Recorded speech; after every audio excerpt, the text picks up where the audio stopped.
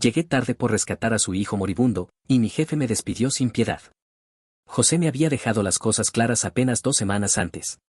Un retraso más y estás fuera. No fue una amenaza lanzada al aire. Lo dijo mirándome directamente a los ojos durante una reunión de mantenimiento. Yo llevaba 4 años trabajando como técnico eléctrico para la empresa. 4 años entrando antes que muchos y saliendo después que casi todos. Nunca había tenido un accidente, una sanción disciplinaria ni una sola queja formal. Pero ese trimestre ya acumulaba 2 llegadas tarde. Una había sido por un accidente de tráfico que cerró media autopista. La otra porque mi camioneta se quedó varada en plena madrugada. Para José, las razones no importaban. Las reglas eran las reglas. Y el martes, 8 de abril estaba a punto de descubrir hasta dónde llegaba esa filosofía. Salí de casa como siempre. A las 6:20 de la mañana conducía por la enero de 10 rumbo a Houston, todavía medio dormido y pensando en la lista de reparaciones pendientes que me esperaba. Entonces vi algo que me hizo levantar el pie del acelerador. Un Jeep Cherokee azul estaba volcado sobre la berma. El vehículo estaba inclinado hacia un costado. Del capó salía humo y una de las ruedas seguía girando lentamente. No había patrullas. No había ambulancias. Nadie se había detenido todavía. Tomé el teléfono y marqué al 911 mientras estacionaba. Mi primera intención fue comprobar si había alguien vivo. Cuando corrí hacia el vehículo encontré a una mujer sentada sobre el asfalto. Parecía tener unos 30 y tantos años. Estaba consciente, pero completamente desorientada. La sangre le corría por la frente desde un corte profundo. Un conductor que acababa de detenerse detrás de mí se acercó para ayudarla. «Quédate con ella», le dije. «Voy a revisar el vehículo». El olor a gasolina me golpeó antes de llegar. Fue entonces cuando lo vi. Había un niño dentro. No se movía. Tendría unos 8 años. El cinturón estaba retorcido alrededor de su torso y parecía comprimirle el pecho. Por un segundo me quedé paralizado. No porque no quisiera ayudar. Porque sabía que cualquier movimiento incorrecto podía empeorar una lesión en el cuello o la espalda. Pero también sabía que si el combustible se encendía no tendría ninguna oportunidad. Escuchaba mi propio corazón retumbando en los oídos mientras intentaba abrir espacio entre el metal deformado. Los minutos pasaban demasiado rápido. Intenté mantener la calma. Hablarle aunque estuviera inconsciente. Decir cualquier cosa. «Vamos, campeón. Aguanta». Finalmente logré liberar el cinturón. Después comencé a sacarlo con el mayor cuidado posible. Cada movimiento parecía eterno. Cuando por fin lo tuve afuera, mis brazos temblaban del esfuerzo. Lo llevé hasta una zona de pasto lejos del vehículo. Fue justo en ese momento cuando escuché las sirenas. Los paramédicos llegaron corriendo. Uno de ellos se arrodilló junto al niño mientras otro comenzaba a revisar a la mujer. Yo me aparté para no estorbar. Un paramédico levantó la vista hacia mí unos minutos después. «¿Usted lo sacó?» Asentí. El hombre observó al niño y luego volvió a mirarme. 5 minutos más y probablemente no estaríamos hablando de esto. No supe qué responder. Solo sentí cómo la tensión acumulada empezaba a abandonarme. Me pidieron que permaneciera allí para dar una declaración formal. Entre preguntas, reportes y procedimientos, el tiempo desapareció. Cuando finalmente regresé a mi camioneta y revisé el reloj, sentí un vacío en el estómago. Ya sabía que llegaría tarde. Muy tarde. Y sabía exactamente quién me estaría esperando. Cuando crucé las puertas de la empresa eran las 8:17 de la mañana. José estaba de pie junto a la entrada. No estaba solo. Llevaba una tableta bajo el brazo. Y una carpeta en la mano. La expresión de su rostro me hizo entender inmediatamente que aquella mañana no iba a tener oportunidad de explicar nada. Y aún así lo intenté. Porque todavía creía que una persona razonable escucharía lo que acababa de ocurrir. No tenía idea de que lo peor estaba a punto de empezar. Caminé hacia José con el uniforme todavía manchado de tierra y gasolina. Ni siquiera había llegado a mi casillero cuando me interceptó. «Llegaste tarde otra vez», dijo. No fue una pregunta. Ni siquiera parecía molesto. Lo dijo con la misma frialdad con la que alguien revisa una lista de tareas. «José, hubo un accidente en la enero de 10. Me detuve porque». Levantó una mano para interrumpirme. «Miguel, ya hablamos de esto». Sentí cómo empezaba a hervirme la sangre. Saqué el teléfono y busqué el número del reporte policial. No fue cualquier accidente. Había una mujer herida y un niño atrapado dentro del vehículo. Llamé al 911. Los paramédicos. José observó la pantalla apenas un segundo. Después volvió a guardar la carpeta bajo el brazo. Eso no es mi problema. Recuerdo esas palabras con absoluta claridad. Porque las dijo sin la menor duda. Sin vacilar. Sin siquiera fingir interés. ¿Cómo que no es tu problema? Las reglas son iguales para todos. Me quedé mirándolo. Esperaba que en algún momento apareciera un poco de humanidad. Alguna señal de que estaba procesando lo que acababa de escuchar. No ocurrió. José abrió la carpeta y colocó varios documentos frente a mí. Tu tercer retraso del trimestre. Terminación inmediata. Sentí un golpe seco en el pecho. ¿Me estás despidiendo? Ya te había advertido. Ayudé a salvar la vida de un niño. José suspiró como si estuviera cansado de repetir lo mismo. Entonces dijo algo que me acompañaría durante mucho tiempo. Si tu vida personal no te permite llegar a tiempo, este no es el trabajo para ti. Firmó los documentos delante de mí. Sin emoción. Sin remordimiento. Como si estuviera aprobando una orden de compra. Durante unos segundos me quedé inmóvil. Después comprendí que seguir discutiendo era inútil. Recogí mis herramientas. Vacié mi casillero. Y salí del edificio sintiéndome más confundido que enojado. No era solo el despido. Era la sensación de que hacer lo correcto no había servido para nada. Aquella noche apenas dormí. Pasé horas mirando el techo. Repasando una y otra vez la escena del accidente. Pensando en el niño. Preguntándome si estaría bien. 2 días después, el jueves por la tarde, recibí un mensaje de un número desconocido. Pensé que era publicidad. Estuve a punto de ignorarlo. Pero algo me hizo abrirlo. Hola, Miguel. Soy Kevin Salazar. Paramédico. Estuvimos juntos en el accidente del martes. Me incorporé inmediatamente. Le respondí casi al instante. Kevin me explicó que el niño estaba estable. Que los médicos esperaban una recuperación completa. Leí ese mensaje varias veces. Sentí un alivio enorme. Hasta que llegó el siguiente. Su nombre es Dylan Paredes. Tiene 8 años. No reaccioné de inmediato. Era solo un nombre. Nada más. Luego apareció otro mensaje. Su padre llegó al hospital el martes por la mañana preguntando por él. Seguí leyendo. Alguien del personal mencionó que un hombre había sacado al niño antes de que llegaran los servicios de emergencia. El padre preguntó quién era. Sentí un nudo en el estómago. Tomé el teléfono con más fuerza. Y escribí una pregunta que no sabía por qué necesitaba hacer. Kevin, ¿cómo se llama el padre? La respuesta tardó menos de 1 minuto. Pero la espera se sintió eterna. Cuando finalmente apareció la notificación, me quedé inmóvil. José Paredes. Leí el nombre una vez. Luego otra. Y otra más. Hasta que dejó de parecer real. José. Mi jefe. El hombre que me había despedido. El mismo hombre que había firmado mi carta de terminación. El padre del niño que había sacado del vehículo. La habitación quedó en silencio. Un silencio extraño. Pesado.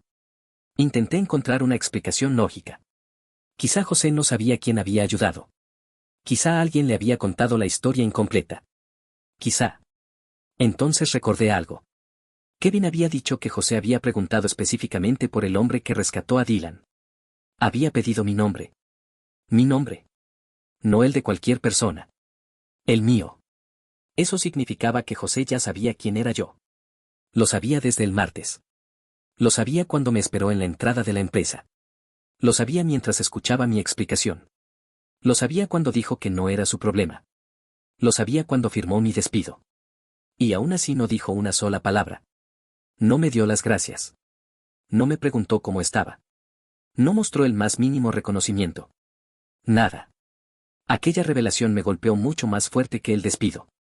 Porque ya no parecía una decisión fría. Parecía algo peor. Una decisión consciente. Calculada. Esa noche apenas pude dormir. Pero esta vez no fue por la rabia. Fue porque empecé a preguntarme cuántas personas dentro de la empresa estarían dispuestas a defender una decisión así si conocieran toda la historia. Y el lunes siguiente decidí averiguarlo. El lunes por la mañana me presenté en las oficinas centrales de la empresa. No tenía cita. No conocía a nadie allí. Y sinceramente no esperaba demasiado. Pero tampoco estaba dispuesto a quedarme sentado aceptando lo que había ocurrido. Llevaba una carpeta llena de documentos. El reporte policial. El número de caso del 911. Mi declaración. La declaración escrita de Kevin. Y varios documentos que Laura Paredes me había ayudado a conseguir en cuanto se enteró de toda la situación. Cuando hablé con ella por primera vez, su reacción fue inmediata. ¿José hizo qué? Todavía recuerdo el tono de incredulidad en su voz. Laura llevaba años enfrentándose a él por la custodia de Dylan. No necesitó pensarlo 2 veces para ofrecer ayuda. Si puedo aportar algo, lo haré, me dijo. Y cumplió. Gracias a ella pude obtener documentación que confirmaba los horarios de ingreso al hospital y varios registros relacionados con la atención de Dylan. Cuando llegué al piso 12 de las oficinas centrales, una recepcionista me pidió que esperara. Media hora después apareció Fernando Villalba, director de operaciones. Era la primera vez que hablaba con alguien de ese nivel dentro de la compañía. Me hizo pasar a una sala de reuniones. ¿En qué puedo ayudarlo? Coloqué la carpeta sobre la mesa. Creo que debería leer esto. Durante varios minutos no dije nada. Solo observé cómo revisaba cada documento. Su expresión fue cambiando poco a poco. Primero curiosidad. Luego sorpresa. Después algo que parecía preocupación. 15 minutos más tarde entró otra persona. Pablo Molina, director legal. Fernando le entregó la carpeta. Pablo comenzó a leer en silencio. El ambiente dentro de la sala se volvió cada vez más tenso. Yo intentaba mantener la calma. Pero sentía las manos sudorosas. Porque no sabía qué iba a pasar. Quizá terminarían diciendo que todo era injusto, pero legal. Quizá me agradecerían por la información y nada más. Cuando Pablo terminó de revisar los documentos, levantó la vista. ¿Tiene evidencia de que José Paredes sabía quién era usted antes de firmar la terminación? Esa pregunta era exactamente la que esperaba. Abrí otra sección de la carpeta. Sí. Saqué una copia de los registros del hospital. Allí aparecía documentado que José había preguntado específicamente por la identidad del hombre que había rescatado a Dylan. Mi identidad. No una descripción. No una referencia general. Mi nombre. Pablo estudió la hoja durante varios segundos. Fernando hizo lo mismo. Ninguno habló. Finalmente, Pablo cerró la carpeta despacio. Llamen a José. Fue la primera vez que sentí que alguien realmente estaba tomando el asunto en serio. La llamada se realizó delante de mí. No escuché toda la conversación. Solo fragmentos. Preguntas. Pausas largas. Respuestas cada vez más tensas. Más tarde me contarían el resto. Según Fernando, José intentó minimizar todo. Dijo que yo estaba exagerando. Que estaba convirtiendo un simple despido por tardanzas en algo personal. Y luego pronunció una frase que terminó de hundirlo. Cualquiera habría hecho lo mismo. Cuando escuché eso días después, me quedé pensando. No porque me ofendiera. Sino porque demostraba que seguía sin entender el problema. Nadie esperaba una estatua. Ni una recompensa. Ni un trato especial. Lo que resultaba imposible de justificar era que hubiera ocultado deliberadamente la verdad mientras ejecutaba el despido. La investigación interna comenzó ese mismo día. José fue suspendido de inmediato. Y durante la semana siguiente, varias personas fueron entrevistadas. Yo regresé a casa sin saber exactamente qué resultado tendría todo aquello. Pero por primera vez desde el accidente sentía que alguien había escuchado mi versión. El viernes por la tarde recibí una llamada de recursos humanos. Y lo que me dijeron cambió por completo el rumbo de la historia. La llamada llegó poco después de las 4 de la tarde. Vi el número de la empresa en la pantalla y pensé que sería otra entrevista o alguna actualización sobre la investigación. No esperaba mucho más. Contesté desde el estacionamiento de un supermercado. ¿Miguel Rivas? Sí. Le llamo de Recursos Humanos. Queremos informarle que la investigación interna ha concluido. Guardé silencio. La mujer al otro lado tomó aire antes de continuar. José Paredes ha sido despedido formalmente de la compañía. Durante unos segundos no respondí. No porque estuviera celebrándolo. Simplemente no esperaba que llegaran tan lejos. Ella continuó. Además, queremos ofrecerle su reincorporación inmediata. Escuché en silencio mientras me explicaba los detalles. La empresa anulaba oficialmente mi despido. Mi expediente quedaba limpio. Y como compensación por la situación, me ofrecían un bono de $4.200. Cuando terminó, me preguntó si deseaba regresar. Miré a mi alrededor. Los carros entrando y saliendo del estacionamiento. La gente haciendo su vida normal. Y pensé en todo lo que había ocurrido durante las últimas 2 semanas. Pensé en aquella mañana en la autopista. Pensé en Dylan. Pensé en José firmando mi despido mientras sabía perfectamente quién era yo. Entonces respondí. Acepto la compensación. Hubo una pequeña pausa. ¿Y respecto a su reincorporación? No voy a volver. La mujer no insistió. Tal vez entendió exactamente por qué. O tal vez ya había escuchado esa respuesta antes. Firmé los documentos unos días después. Recibí el dinero. Y cerré ese capítulo. Al menos eso creía. 2 semanas más tarde conseguí trabajo en Katy. El salario era mejor. $6 más por hora. El ambiente también era diferente. Lo noté desde el primer día.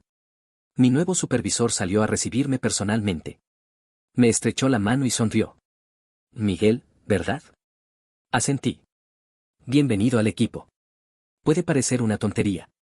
Pero después de todo lo ocurrido, que alguien se tomara 5 segundos para preguntarme mi nombre antes de hablar de trabajo me causó más impacto del que imaginaba. Poco a poco fui enterándome de lo que ocurrió después. La salida de José no pasó desapercibida. La historia se extendió por la industria local más rápido de lo que nadie esperaba. Muchos de los que la escucharon llegaron a la misma conclusión. No había perdido su puesto por despedirme. Lo había perdido por la forma en que decidió actuar después de saber la verdad. Según Laura, las consecuencias tampoco terminaron en el trabajo. Durante una audiencia relacionada con la custodia de Dylan, el comportamiento de José salió a relucir. El juez tuvo acceso a la información. Y aquello tampoco jugó a su favor. No conozco todos los detalles legales. Ni me interesan. Pero Laura me dijo que la decisión final favoreció ampliamente a Dylan y a ella. Y sinceramente, eso era lo único importante. Pasaron los meses. Luego los años. Mi vida siguió adelante. El accidente quedó atrás. El despido quedó atrás. Incluso la rabia terminó desapareciendo. Lo único que permaneció fue una sensación tranquila de haber hecho lo correcto. Hace poco recibí un mensaje de Laura. Venía acompañado de una fotografía. Era Dylan. Ya tenía 9 años.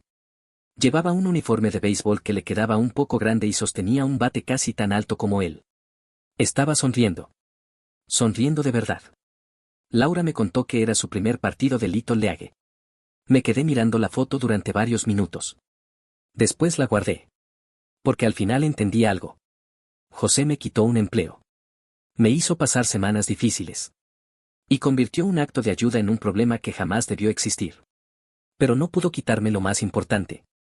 Cada vez que veo esa fotografía recuerdo exactamente por qué me detuve aquella mañana. Y la respuesta sigue siendo la misma. Porque había un niño atrapado. Porque necesitaba ayuda.